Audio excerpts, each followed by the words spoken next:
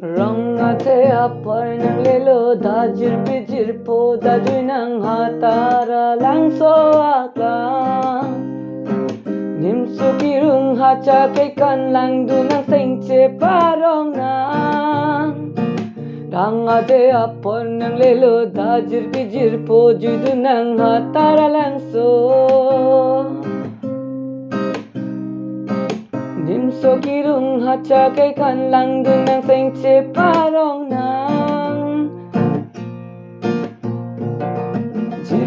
Jirpo chelang dun bong Kelang sengkang samkarong Jirpo chelang dun chom Kekan kilun sengche pangsam Da jirpo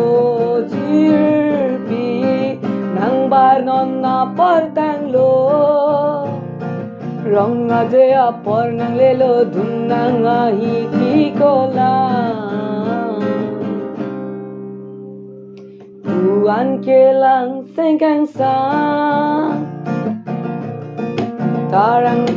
Tara lang so aklang malong Jui dun ra seng che parong na